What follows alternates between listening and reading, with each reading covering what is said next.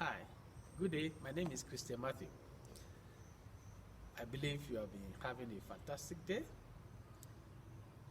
Permit me to raise um, three observations. One, about the people that are planning to get married, the singles. Two, about the already married. Three, about our big and great men of God. It's just curiosity. But before my curiosity, let me ask this question. This question will go to the mature singles. Hello, mature singles. If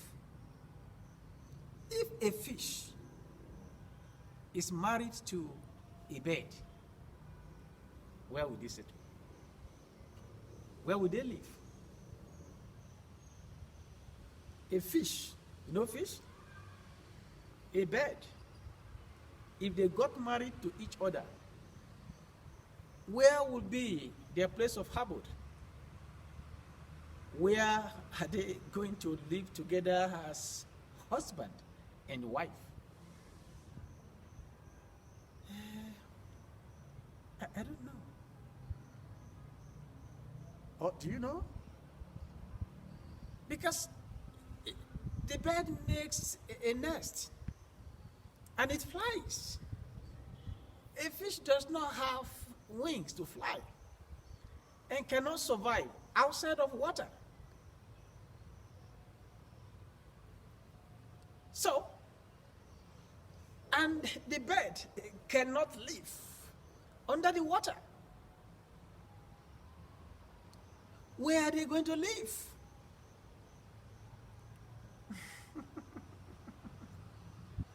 Except that the bird will say, hey, I will have some aquarium. You know aquarium? Where you put your fish, you add water and you begin to carry it around as ornament. That's the kind of marriage we're having. Nobody takes into cognition exactly what will come in near future. Is that what you want to do? You have a lot of faith. You can faith this, you can faith that, and you are just one directional, thinking only on one thing: marriage, pleasure. There are more to marriage than sheer pleasure. Don't faith it. Don't say, no, it's going to work. It may not work. The Bible says, can two work together except they agree?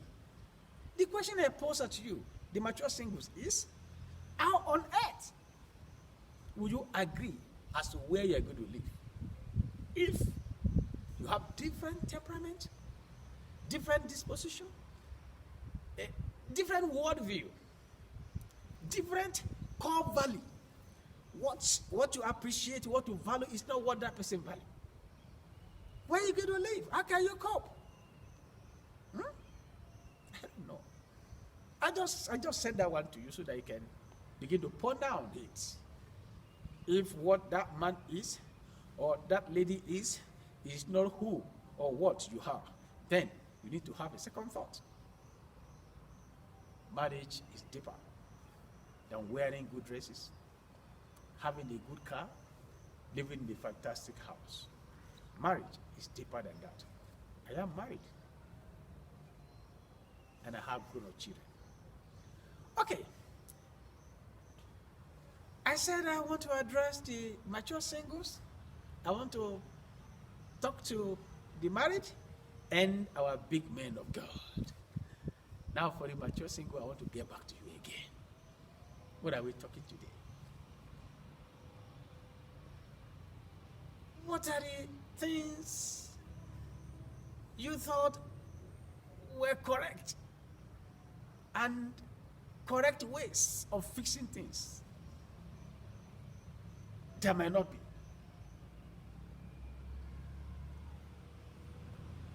I know you have prayed,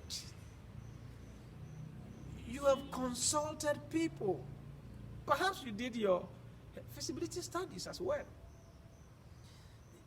You really thought that it is time to get married and you want to prepare yourself for marriage. But sometimes, mature singles, my friends, you shoot yourself on the foot.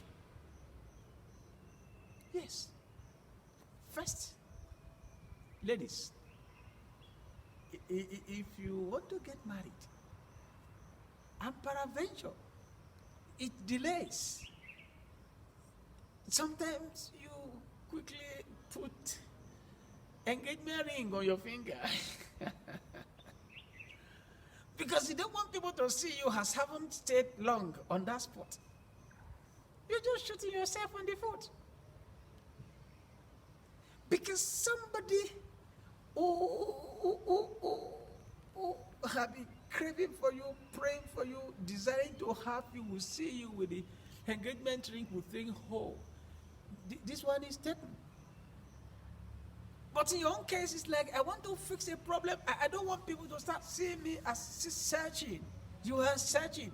Let people know. The truth is, you are searching. And I like this modern, the contemporary ladies, when they take pictures, they do like this. They are showing their fingers. Why some people go around to fix engagement ring on their fingers. I've asked a few people in counseling, oh, are you engaged? He said, no, I'm just fixing it. Sometimes some people put wedding ring on their fingers. Ladies, are you married? He said, no, I'm not married. Why did you say that? Oh, this is wedding ring you are putting on your finger. Apparently, this is a wrong way of fixing things. It is a wrong way. Okay, let me get to another one. If peradventure, when you are doing your secondary school or when you are in the university, you made a mistake or you explore and you have a baby. This either to ladies or to gentlemen. And by the time you want to get married, especially ladies now, you know what they do? They want to present themselves as not having any child. And sometimes some people take their children to their villages, and they never identify with children. You shoot yourself on the foot. I know quite a number of men, singles, who actually desire to have someone who has had a child or two, either by mistakes, either by any reason. It is your past. There's no way you can cut off your past. Your children, it's part of your baggage. Please, let everybody that want to accept you with your children. Ladies, did you hear me? Be proud of your past. Take pictures with your past. There is no present without the past, and there can never be a future without the present. Please, be honest, be sincere. That is who you are. Your past. If you have a child and you say, I don't want that man to know, and by the time you cleverly got him married to him and he discovered later, he will get mad at you. He will get angry at you. He may not trust you any longer. But if you have told him from the onset, if he doesn't want you, then he's not meant for you, let him go. Truth is fruitful. Tell him the truth. And likewise, men, when you are playing some guy, you got one or two children out there, please let this lady know who you are. Tell this lady, I have this child. You know why? Because if she has accepted you with your baby, she is going to be the mother to that child, and she will not restrict you from bringing your child home. But you never discussed that during courtship. Why are you pretending? Why are you hiding things? If a lady discloses to her fears during courtship. If that man accepts to marry you and to father this boy or this girl, the better. But if you just bring him or her from the blue hand, he or she does not have anything, any knowledge about. I mean, even your marriage might be questionable because it's by deception. You don't allow this person to bargain. Allow everybody to bargain originally. Oh, that is the wrong way we fix problems. That is not fixation. You have not fixed that problem. You have only postponed the evil. Did you hear me? Please, be proud of your past. Be proud of who you are. Be proud of what you are doing. Be proud of your life. That is your life. And be happy to do that. Don't marry somebody who will look down on you. Marry your friend. Marry somebody that will appreciate you, that will respect you. Not somebody that will say, oh, I did not know. Or somebody that you cannot sleep and close your two eyes with. Marry your friend. Marry that person that will say, I'm going home to meet my wife. I'm going home to meet my husband. It's not somebody that will come just because of a particular program on television. It's somebody that will come because he or she is missing you and you enjoy yourself. Okay, another way, now to the married, another wrong way we fix our issues is when you suspect your wife or your husband is cheating on you, and you now begin to possibly securing or acquiring or paying some private detective, or you are engaged in DNA, you are shooting yourself on the foot. You are killing yourself. You begin to monitor the person around, pursue where are you, and you may even be termed as controlling.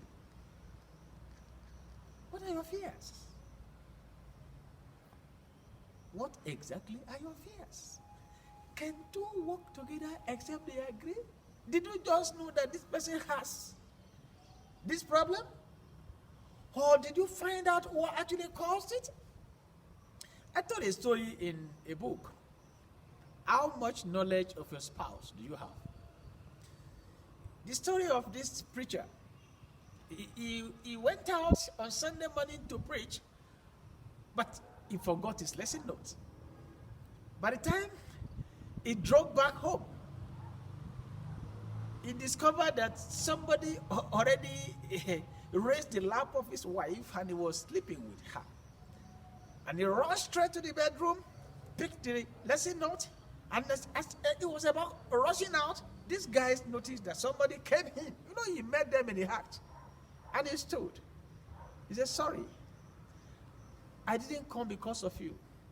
I forgot my lesson note. Now I picked it and he entered his car, drove down to the church, preached normally. In the afternoon when he came back, he demanded his lunch. After he had taken his lunch, he requested to have intimacy with his wife. You see that is absurd? At night, he demanded his dinner. While they were about sleeping, he requested to have intimacy with his wife. The following morning, when he woke up, they had intimacy again. He took his meal, breakfast, and he picked his bag. And he was about coming out.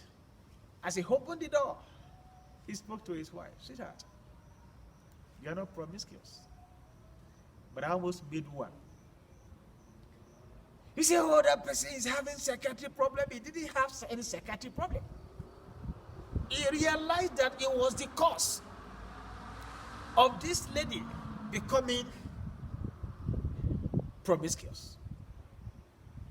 The lady said, I never had any intimacy with anybody before I married you. You disvirgined me. Now, each time you are so busy, you want to go to church, you want to go and preach. When you come back from preaching, Now you remember somebody's child, he's sick in the hospital, you want to go and visit, then you have a big baby at home. That is the wife. That man realized that the way the complaint, the noise he has been making at home will not solve the problem. And that was how he solved the problem in his house. Negative way we solve our problems. We report such people. We make so much of noise about it. We get hungry. Sometimes we retaliate. We reciprocate. We also go out to go and do the same thing. It's like you are saying, if your husband or if your wife is going to hell, you want to go to hell to join him or her. That's what they are saying. That's a wrong way of fixing the problem. I already mentioned, young ladies, young men, wrong way of fixing their problems, wearing rings when they are not yet in engagement, and hiding their kids, thinking that by the time they have hidden their kids, they will get somebody else to marry them. And I've said that in counseling, well over 30 years, I know in counseling that some people told me actually they are looking for somebody that had children. Ladies, young ladies, either they were in high school, they got that, they said, these are the people they are looking for. And they are ready to spend everything on them and to settle down with them. And you are shooting yourself on the foot. In the first place, if I come to you, I want to ask you your hand in marriage, and you are hiding your child, will I ever trust you all my life? If you can hide that one, I will never in my life trust you. And I'm speaking for men, just like I'm speaking for ladies. Nobody will trust you. You are not trustworthy. You are not trustworthy. And if you are not trustworthy in telling us about your child, men, and your child, ladies, then what is left again? Again, it is extremely difficult for some people to tell you their age. It is deception. You ask for a lady's age. You say, ladies don't tell age. You are shooting yourself on the foot. I'm not saying you're telling everybody, hey, this is my age. Hey, I got the child. No. But certain simple truth. A lot of ladies told me that when they discuss or they view some men, that they are not sincere, they are living false life. False life. I don't blame them. Some men have two dates or births. They have official age and real age. Just because you want to work or want to deceive government, or want to deceive somebody, you're having two ages. What are you talking about? Likewise, some ladies too. How old are you? Oh, me? Oh, I am just 27, and this person is 39. Who are you fooling? Who are you deceiving? To men, they will say, well, if you are not faithful in telling me your age, then what is left? Why does it take you ages?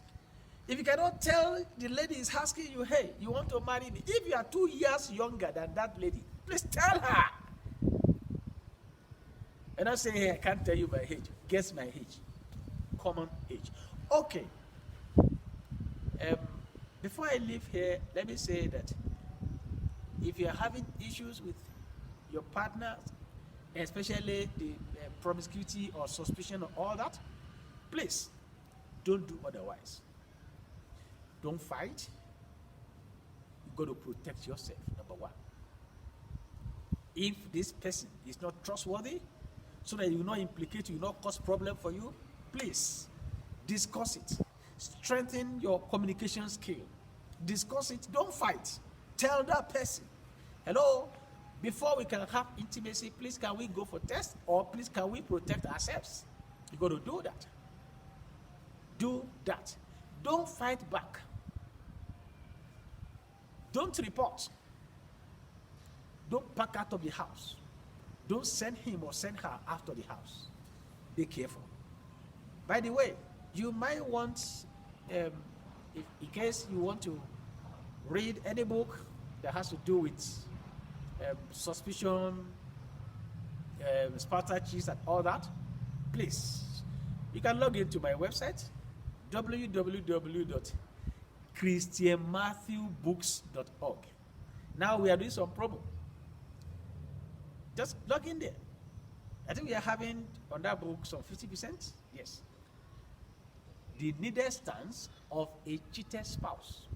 What is supposed to be the right stance for a husband, for a wife, whose pastor is cheating on him or her? You get that book there. Now let me talk about the pastors. Hello, pastors. I like that. I like that profession. It's a great profession. I mean, very close to God. Unto whom much is given, much is expected. You're going to give account of every detail, everything you have said on earth. You're going to give account of it. That is why when we are teachers, two more teachers, we are going to give account of all that we have taught. Now, hello, pastors. First, you are a husband. You are a husband. Pastor, Mrs., you are a wife before you are a pastor. Sometimes when I ask people, when I mention my name is Christian Matthew. Please, may I know you? I am pastor. Aha! I know there's nobody on earth whose father named pastor. On the 8th day, when they say, and his name shall be called Pastor Christian. No. Your name is not pastor, it's a title, but I'm not talking about title today. So please, stop being a pastor in your house. If you're a man, you are not pastor man in your house. You are a husband and you are a father in the house, not just a pastor there. And if you are a woman, you are a pastor, please. You are not pastor miss, pastor mother. You are a wife and you are a mother. Be responsible. You have a responsibility as a husband, please be responsible. You have a responsibility as a father, please be responsible. You have a responsibility as a mother and as a wife, be responsible. You are not a pastor in that house. You might function as a pastor, but realize that you are first a husband, first a wife, likewise children. You are children. Then please, as long as you are in your house, give the due. Do not steal the time of your wife or of your husband and spend it with someone else in a church. Somebody's child is sick, and so what? The man said, "The home of others I have built. Where will I build my home? When you die, where will they take you to? The church? The church will forget about you. You're so zealous about all that. The first thing is whoever that cannot take care of his own household.